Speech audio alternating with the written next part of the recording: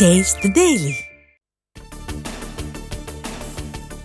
சென்னையில் பகுஜன் சமாஜ் கட்சி மாநில தலைவர் ஆம்ஸ்ட்ராங் நேற்று மர்ம நபர்களால் வெட்டி கொலை. உணவு டெலிவரி ஊழியர்கள் போல உடையணிந்து வந்த 6 பேர் சுற்றி வளைத்து அரிவாளால் சரமாரியாக வெட்டிவிட்டு தப்பியதாக தகவல். சென்னை ராஜீவ்காந்தி மருத்துவமனையில் பகுஜன் சமாஜ் கட்சி மாநில தலைவர் ஆம்ஸ்ட்ராங் உடலுக்கு பிரேத பரிசோதனை. காலை 7:45 மணிக்கு தொடங்கி 9:45 மணி வரை சுமார் 2 மணி நேரம் உடற்கூறாய்வு நடைபெற்றது. கொல்லப்பட்ட ரவுடி ஆற்காடு சுரேஷின் பிறந்த நாளில் பகுஜன் சமாஜ் மாநில தலைவர் ஆம்ஸ்ட்ராங் படுகொலை. சுரேஷின் பிறந்த நாள் அல்லது இறந்த நாளுக்குள் ஆம்ஸ்ட்ராங்கை கொல்ல திட்டமிட்டதாக சுரேஷின் சகோதரர் பொன்னை பாலு போலீசாரிடம் வாக்குமூலம் என தகவல். ஆம்ஸ்ட்ராங் உடல் வைக்கப்பட்ட சென்னை அரசு ராஜீவ்காந்தி மருத்துவமனை முன் திரண்ட ஆதரவாளர்கள். சென்னை ராஜீவ்காந்தி மருத்துவமனை முன்பு 1000க்கும் மேற்பட்ட போலீசார் குவிக்கப்பட்டு பாதுகாப்பு. ஆம்ஸ்ட்ராங் படுகொலையை கண்டித்து சென்னை சென்ட்ரல் அருகே 1 மணி நேரத்திற்கு மேல் சாலை மறியலில் ஈடுபட்டவர்கள் கைது.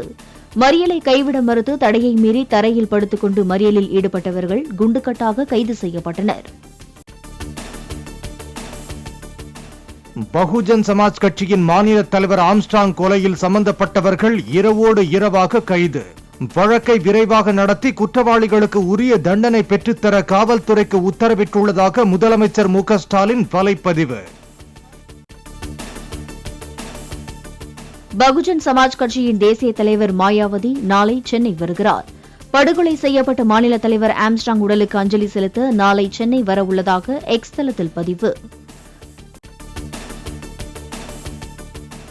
படுகொலை செய்யப்பட்ட பகுஜன் சமாஜ் கட்சி தமிழக தலைவர் ஆம்ஸ்ட்ராங்கின் குடும்பத்தினருக்கு அனுதாபம் தெரிவித்த ராகுல் காந்தி, தமிழக அரசு உண்மை குற்றவாளிகளை கண்டறிந்து நீதி முன் நிறுத்தும் என நம்புவதாக சமூக வலைதளத்தில் பதிவு. தமிழ்நாடு, பஞ்சாப் உள்ளிட்ட இந்தியா கூட்டணி கட்சிகள் ஆளும் மாநிலங்களில் சட்டம் ஒழுங்கு மிகவும் சீர்குலைந்துள்ளதாக பாஜக கண்டனம். தமிழகத்தில் பகுஜன் சமாஜ் மாநில தலைவர் ஆம்ஸ்ட்ராங் படுகொலையை சுட்டிக்காட்டி பாஜக செய்தி தொடர்பாளர் ஷெசாத் பூனாவாலா விமர்சனம். ஆற்காடு சுரேஷ் கொலைக்கு பழிக்கு பழியாக ஆம்ஸ்ட்ராங் கொலை செய்யப்பட்டாரா என விசாரிப்பதாக சென்னை காவல் ஆணையர் தகவல். ஆருத்ரா நிதி மோசடி மோதல் உள்ளிட்ட அனைத்து கோணங்களிலும் விசாரணை நடப்பதாகவும் பேட்டி. ஆம்ஸ்ட்ராங் கொலைக்கு அரசியல் முன்விரோதம் காரணம் இல்லை என சென்னை பெருநகர காவல் ஆணையர் விளக்கம். குழு மோதல் தொடர்பாக கிடைத்த தகவல் குறித்து விசாரிக்கப்படுவதாகவும் பேட்டி. நீங்க இப்போ என்ன கேக்குறீங்கன்னா, சில மோட்டிவ்ஸ் நம்ம டீம் விசாரிச்சுட்டே இருக்கிறாங்க. பிரிலிமினரி சொன்னான இது பொலிட்டிக்கல் மோட்டிவ் இல்ல, அரசியல் மோட்டிவ் வர்றது சான்ஸ் ரொம்ப கம்மி இருக்கு. அவருடைய ஆரம்பத்துல அரசியல் லைஃப்ல வந்த பிறகு சில சமயத்துல அவருக்கு பிரச்சனை இருந்தது. That was political. சம்டைம் வேற குரூப் தகராறு இருந்தது. ஸோ அதில் மேக்சிமம் நம்ம அந்த ஆங்கிள் தான் விசாரிச்சுட்டு இருக்கிறோம். போலீசாரிடம் ஒப்படைத்த கை துப்பாக்கியை மக்களவைத் தேர்தலுக்கு பின் ஜூன் 13ஆம் தேதி ஆம்ஸ்ட்ராங் திரும்ப பெற்றுக் கொண்டதாக காவல் ஆணையர் விளக்கம். கைத்துப்பாக்கி லைசன்ஸை வரும் 2027ஆம் ஆண்டு வரைக்கும் ஆம்ஸ்ட்ராங் புதுப்பித்துள்ளதாகவும் பேட்டி. அவரு கன் திருப்பி நம்மகிட்ட 13ஆம் தேதி ஜூன்ல திருப்பி வாங்கிட்டாரு. ஸோ அவருக்கு ப்ராப்பர் கன் லைசன்ஸ் இருக்கு. அது 31/12/2027 வரைக்கும் ரினியூ பண்ணிட்டாங்க. ஸோ மார்ச் மாதத்துல நம்ம மாடல் கோட் கண்டக்ட் இருக்கும்போது அண்ணா ஆர்மரி மவுண்ட் ரோல சரண் பண்ணாரான். பட் திருப்பி 13ஆம் தேதி எலெக்ஷன் முடிச்ச அப்புறம் அவர் வாங்கிட்டாரு. ஸோ அந்த வெப்பன் அவருடைய பொசிஷன்ல இருக்கு.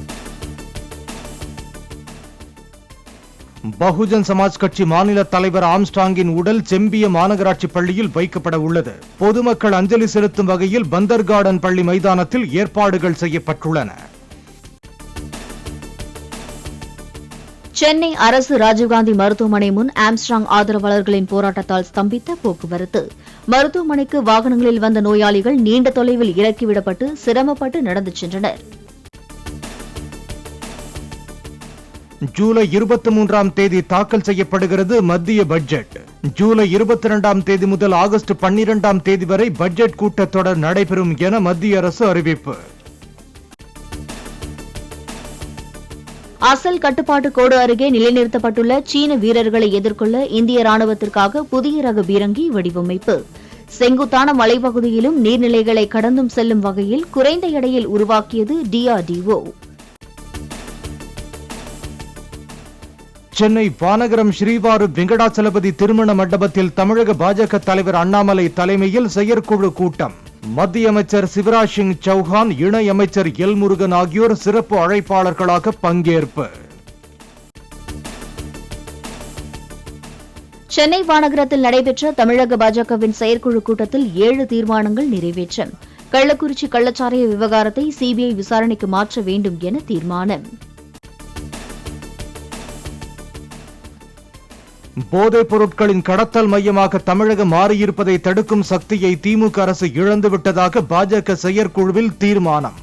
நாடாளுமன்றத்தில் தேசத்தின் பாரம்பரிய அடையாளமான செங்கோல் வைக்கப்பட்டதை அவமதித்தவர்களை கண்டிப்பதாகவும் தீர்மானம் இயற்றம். கடலூரில் வீட்டின் அருகே நின்று கொண்டிருந்த பாமக பிரமுகரை வெட்டிவிட்டு தப்பியோடிய 4 பேர் கும்பல். முன்விரோதம் காரணமாக தாக்குதல் நடந்ததா என்பது குறித்து விசாரித்து வருவதாக போலீசார் தகவல்.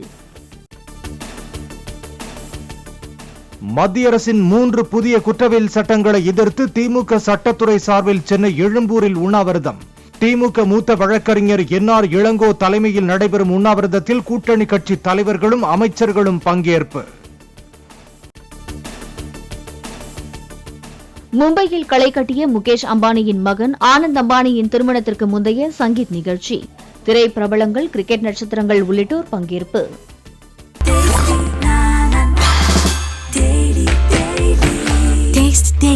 Taste the Daily.